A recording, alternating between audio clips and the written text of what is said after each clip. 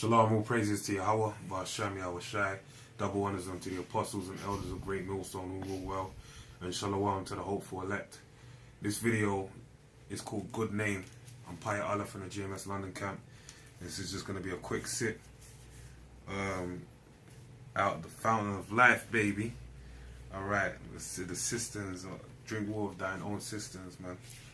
So this is Proverbs 22:1. I'm going to read it one time and I want to go over it and break it down bit by bit.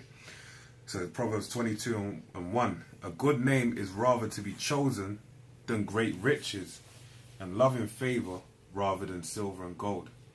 Okay, so now I'm going to read this again. A good name is to rather be chosen than great riches. Now the first part says a good name is rather to be chosen. Now a good name, what's a good name? Is a good name something like Shaquisha, Daquan, or one of these hood names you get? That's not good. That's not what it's talking about. A good name is talking about a name that carries by your reputable character, the actions that you basically commit to and you do in terms of righteousness. Personify your name. That gives you a good name. Okay, in standing with men of truth. Okay. And that's what's to be desired. Now you have, for example, that's why you have copyright infringement, and you have these companies spend big bucks on marketing. Why? Because they're spending it to market that name brand, so that people flock to go and get that brand. You can go to your local supermarket. You can buy toothpaste by the supermarket brand. You can buy it from various different brands, but usually the one that people go for as a brand that's being promoted and marketed the most to the people and is known or so-called known in this kingdom. You know, branding's witchcraft, you know, marketing is witchcraft. But basically you have companies that are so-called known for their top quality goods, and that's what people flock to. And that's the same with having a good name. Another example of that is you have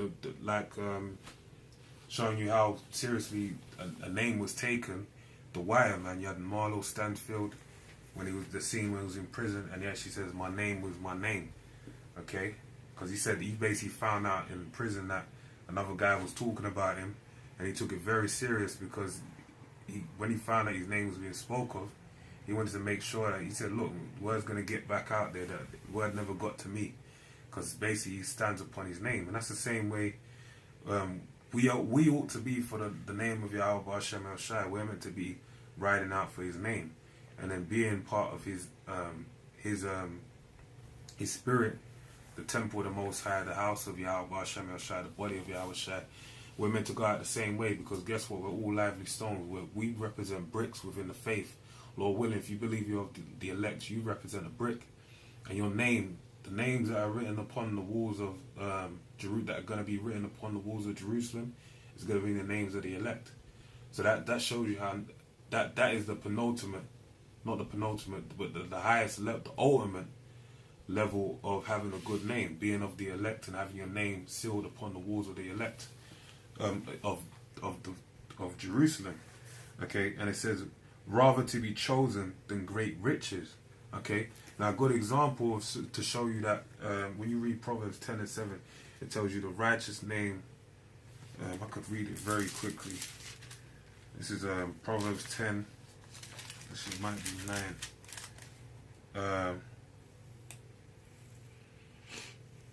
10:7. The memory of the just is blessed, but the name of the wicked shall rot. Now a good example of that, I just read about the riches. What did Judas Iscariot do?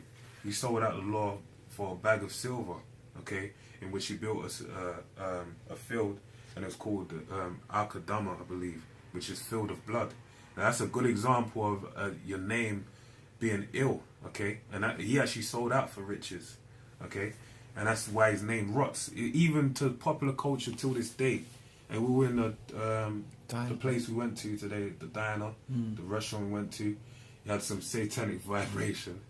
It was an American diner, and basically they had Judas sauce, and it was all satanic. They had Baphomet in there, but that shows you Judas is highly promoted. Even Lady Gaga had that song when she was singing Judas, Judas, and you had like that name is heavily promoted. A Judas goat, you know, Judas me, It's trickled over into popular culture as well as slang. And that's how the name of the wicked shall rot. Why is that name so highly? And that name Judas is a Greek version of the name Judah, showing you the dichotomy of the name. That the name Judah is a head tribe, and that's the tribe that Yahushua came out of. But lo and behold, the Greek version, the Hellenized version of the name, being Judas, is rotten basically because of the actions that he done. And they're echoing for time. And that really goes into, for us, that goes into Daniel's 12 about some shall wake up to shame and everlasting content. If you have a good name, you're gonna wake up very happy and pleased in the kingdom.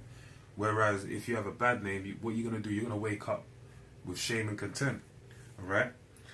So reading on, and it says, love in favor rather than silver and gold, and love in favor. And even when you have a good name, your reputation speaks of you. So the Heavenly Father, knowing you, man, it said, cast your bread upon the waters and it shall come back to you after many days. The Lord, if you do the right thing, the Lord's going to take care of you. Matthew 5, or is it 6, I believe, about all the hairs on your head are numbered, man. So don't you think the Lord will take care of you? The birds of the field, they eat every day. So it's about having faith, and the Heavenly Father will hold you down. But that's why you got, it says, what should a man give him in exchange for his own soul? Okay? Basically, our wealth is in his holy scriptures, and to establish a good name upon this earth by keeping to the deeds, doing everything we need to do, paying our tithes, giving an offering, doing a righteous deed, keeping the law, statutes, and commandments, going out to the camp once a week, linking up with the brothers once a week, doing 3 videos a minimum, alright? And being in the spirit always, man. Living by the word, okay? When the cameras are off and you ain't in front of the camera, are you doing the right thing? And that goes for all of us, man. I say these words, and more through the strength and power of Yahushua supping with me. I learned that, you learn a lot from things you don't understand, but you come to understand through what experiences. A righteous man falleth 7 times, but he getteth up.